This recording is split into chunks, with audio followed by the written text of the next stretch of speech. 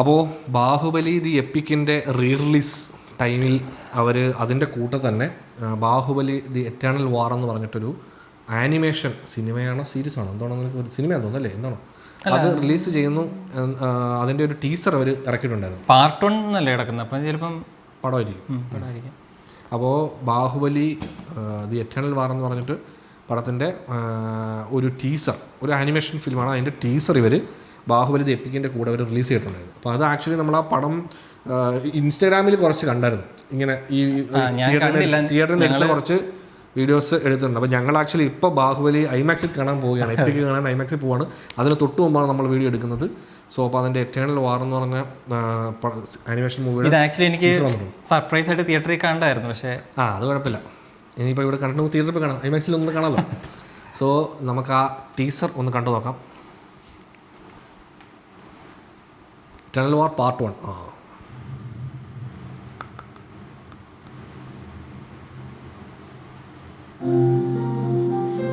బాహుబలి ప్రాణం పోసి పెంచుకున్న నా బిడ్డ తన కోసం ఆ పరమశివుడు రాసిన గమ్యమేంటో అప్పుడు నాకు తెలియలేదు. Iconic shot. తన మరణం ఒక ముగింపు కాదు, ఓ మహాకార్యానికి ప్రారంభం. తన గమ్యం యుద్ధం, భూత వర్తమాన భవిష్యత్ కాలాలని శాసించి స్మూత్ ఆണല്ലോ దేవాసుర సంగ్రామం. ഭയങ്കര ഡിലൻ ആനിമേഷൻ. బాహుబలికి శిక్ష తప్పదు. సోదరా ఇంద్ర, నీకు బాహుబలి కావాలంటే ഇന്ദ്രനെ കുറച്ച് ക്ഷീണമാവാം അല്ലേ?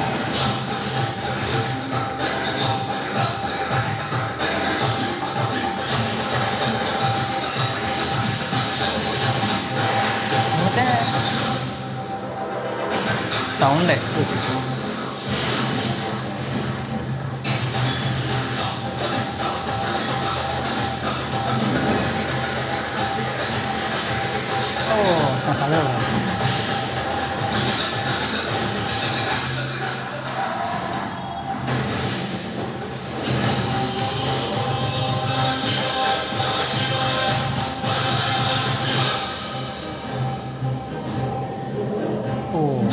എന്താണ് ഐരാവതമാണോ? బాహుబలిని ఎవరు కావాలి? അരാവതം മറ്റേ വൈറ്റ് എലിഫന്റ് അല്ലേ?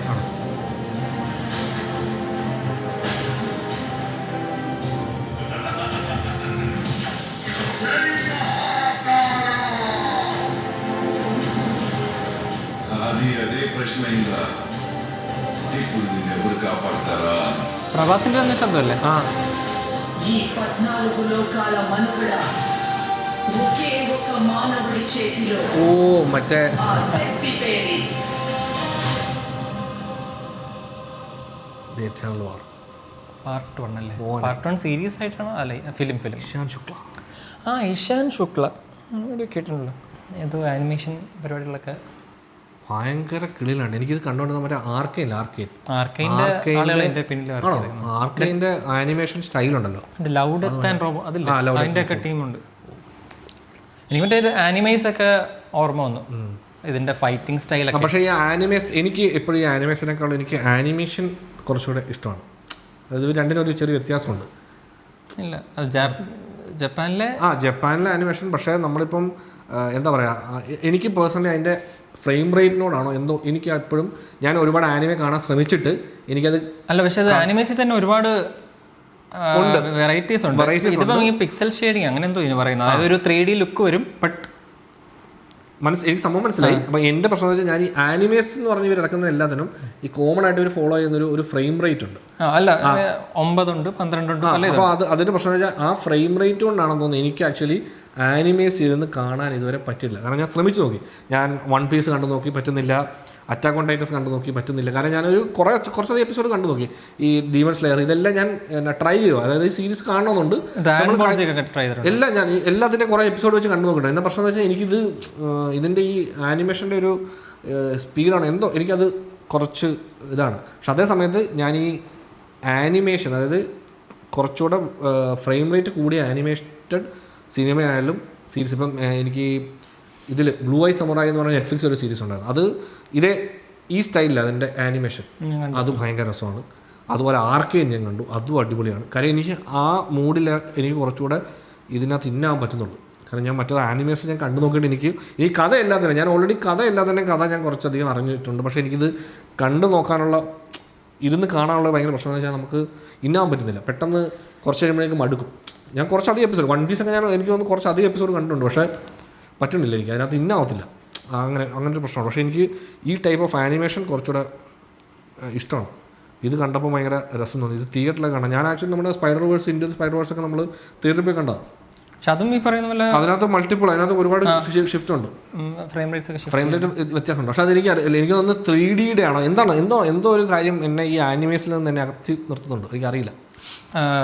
ഇൻടു ദി സ്പൈഡർ-വേഴ്സും അതിൻ്റെ ഏതോ ടീമും ഒക്കെ ഇതിൻ്റെ പിന്നിൽ വർക്ക് ചെയ്യുന്നുണ്ട്. ഇത് ആക്ച്വലി നല്ല, അതായത് ഈ ബാഹുബലി 3 എടുക്കുന്നതിലും ബെറ്റർ റൂട്ട് ഇതാന്ന് തോന്നുന്നു. അതെ, കുറച്ചുകൂടെ ആ വേൾഡ്, അതായത് ഇന്ത്യൻ ആനിമേഷൻ നല്ല രീതി സ്റ്റാർട്ട് ചെയ്യാൻ പറ്റിയ പ്രോജക്റ്റ്.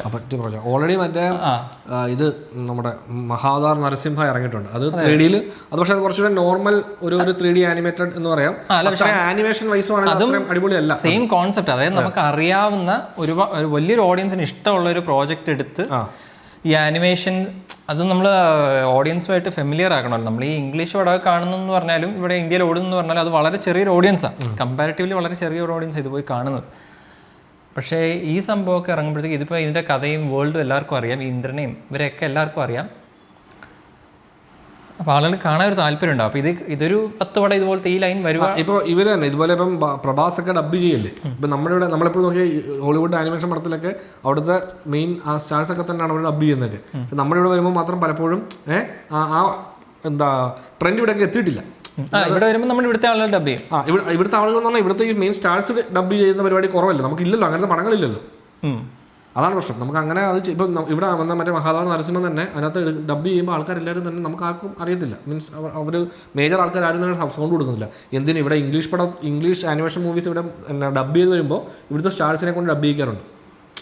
മനസ്സിലായി? ഇപ്പം മറ്റേ ഫ്രോസൺ ഒക്കെ ചെയ്തൊക്കെ എല്ലാം മനസ്സിലായി. അങ്ങനെ അപ്പോൾ ഇവിടെ ഇന്ത്യയിൽ ഉണ്ടാക്കുന്ന ഒരു മേജർ ഈ സ്പൈഡർമാൻ അങ്ങനത്തെ നമ്മൾ എല്ലാ സിനിമകൾ വരുമ്പോഴത്തേക്കും മേജർ സ്റ്റാർസ് ഒക്കെ ഡബ് ചെയ്യാറുണ്ട്.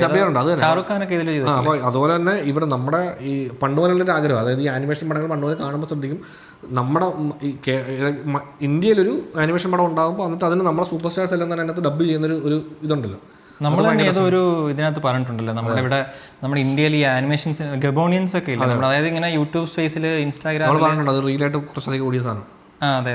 അപ്പോൾ അവിടെയൊക്കെ കുറേ അധികം ഇപ്പോൾ കഴിവുള്ള കലാകാരന്മാർ അല്ലെങ്കിൽ ഈ പറയുന്ന വിദേശ സ്റ്റുഡിയോസിൽ വർക്ക് ചെയ്തിട്ട് ജസ്റ്റ് ടൈം പാസിന് വേണ്ടി ഇവിടെ ചെറിയ ചെറിയ പരിപാടികൾ ഇറക്കുന്ന ടീംസ് ഉണ്ട്. അപ്പം ഇങ്ങനെ എനിക്കൊന്ന് ഇതെല്ലാം കളക്ട് ചെയ്ത് ഒരു കുടക്കീഴിലാക്കാനുള്ളൊരു ഇപ്പോൾ ഇങ്ങനെ ഈ ആനിമേഷൻ ഈ ടൈപ്പ് ഓഫ് ആനിമേഷൻ ചെയ്യണമെങ്കിൽ കുറച്ചധികം സമയവും നല്ല ബജറ്റും ആവശ്യമാണ്. ബജറ്റ് ആവശ്യമാണ് ആക്ച്വലി. ഇപ്പം ഞാൻ എന്തിനും ഇതിന് സ്പെൻഡ് ചെയ്യണമെന്ന് ഒരു പ്രൊഡ്യൂസറിൻ്റെ ചോദ്യമാണ്, അതാണ് പ്രശ്നം. ഈ മഹാദാർ നരസിംഹയുടെ പ്രശ്നം തന്നെ അതിൻ്റെ ബജറ്റ് ഭയങ്കര ചെറുതാണ്. അപ്പോൾ ആ ചെറിയ ബജറ്റ് നിന്നുകൊണ്ടാണ് അവർ അത്രയും പരിപാടി ചെയ്തു വെച്ചിരുന്നത്. നമ്മളത് കാണുമ്പോൾ അല്ലെങ്കിൽ ഇതിനകത്ത് കുറച്ചുകൂടെ പൈസ ഇൻവെസ്റ്റ് ചെയ്തിരുന്നെങ്കിൽ ആ ആനിമേഷൻ ലെവൽ അത് കുറേ കൂടെ ഭയങ്കര നല്ല ലെവൽ സീരീസിൻ്റെ ഭാഗമല്ലേ. അപ്പോൾ അടുത്ത പടങ്ങൾ അത് അടുത്ത പടങ്ങളിൽ കിട്ടും. കാരണം ഈ പടം തന്നെ അത്യാവശ്യം നല്ല കളക്ഷനൊക്കെ കിട്ടി അവർക്ക് വലിയ ലാഭമായിരുന്നല്ലോ. അത് പറഞ്ഞപ്പോൾ ഈ ലീഗ് ഓഫ് ലെജൻഡ്സ് എന്ന് പറഞ്ഞൊരു ഗെയിമുണ്ട്. അപ്പോൾ അതിൻ്റെ പ്രൊമോഷന് വേണ്ടിയിട്ടാന്ന് തോന്നുന്നു അതിൻ്റെ ക്യാരക്ടേഴ്സിന് വെച്ച് ഇവർ മ്യൂസിക് വീഡിയോസ് ഇറക്കും. അതിങ്ങനെ 2 ക്യാരക്ടേഴ്സ് കണ്ടുകൂട്ടുന്നു, അവരൊന്ന് ഫൈറ്റാണ്. അതും ബേസിക്കലി ഭയങ്കര രസമാണ് കണ്ടുകൊണ്ടിരിക്കുക. ഈ ഒരു ആനിമേഷൻ ഫോർമാറ്റൊക്കെ എന്തോ ഇതിന് പറയും, എന്തോ പിക്സൽ ഷെയ്ഡിങ്, എന്തോ നല്ല പരിചയമുള്ള ആനിമേഷൻ. അതായത് നമ്മൾ വരച്ച് പെയിൻറ്റിങ് പോലെ തോന്നും, പക്ഷേ 3D ലുക്ക് ഉണ്ട്. അതിൻ്റെ ആനിമേഷൻ ക്യാരക്ടേഴ്സിന്റെ പുറത്തൊരു വളരെ കട്ടിയുള്ള എക്സ്ട്രാ ലെയർ ഉണ്ടാവും. അതുപോലെ ക്രോമാറ്റിക് അബറേഷൻ തന്നെ ഇവർ ആഡ് ചെയ്യുന്നത് മറ്റേ layer by layer, colour layer ആയിട്ടായിരിക്കും. ഇപ്പോൾ ഇതിലൊക്കെ ഉണ്ട്. ഈ പ്രവാസിന്റെ മറ്റേ ക്ലോസർ ഷോട്ടിൽ തന്നെ സൈഡിലൊക്കെ നോക്കിക്കഴിഞ്ഞാൽ നമുക്ക് മറ്റേ ഈ ക്രോമാറ്റിക് അബറേഷൻ ഇവർ യൂസ് ചെയ്തിരിക്കുന്നത് ഇങ്ങനെ ലേയേഴ്സ് യൂസ് ചെയ്യുക. ഏതാ ഇങ്ങനെ ഈ ബ്ലൂമിൻ്റെയും മറ്റേ സൈനിൻ്റെയും റെഡ് സൈനിൻ്റെയും ആ ലേയേഴ്സ് യൂസ് ചെയ്യുന്ന പോലെ. അപ്പോൾ അത് ആക്ച്വലി ഭയങ്കര രസമാണ്. അങ്ങനത്തെ പവർ എലമെന്റ്സ് ഒക്കെ വേറെന്തോ ആനിമേഷൻ സ്റ്റൈലാണ്. മറ്റേ പ്രഭാസിന്റെ അത് വേറൊരു ആനിമേഷൻ എന്തോ അങ്ങനെ തോന്നുന്നു. ബട്ട് ഇതിനെക്കുറിച്ച് അതായത് 3D 2D നമ്മൾ 3 ഡയമെൻഷനിനകത്ത് 2D പ്ലെയിൻസ് യൂസ് ചെയ്യും. അങ്ങനെയുണ്ട്. കുറച്ചധികം ടെക്നിക്സ് ഇതിപ്പോൾ നന്നായിട്ട് അറിയാവുന്ന ആരെങ്കിലും ഉണ്ടെങ്കിൽ അതെ അതിനെപ്പറ്റി പറഞ്ഞു തരും. ഇല്ലെങ്കിൽ നമ്മളോട് സംസാരിക്കാൻ നമുക്ക് വേണമെങ്കിൽ അങ്ങനെ വലിയ കാര്യമായിട്ട് ഇരുന്ന് സംസാരിക്കാൻ ഊഹിക്കാനേ പറ്റത്തുള്ളൂ.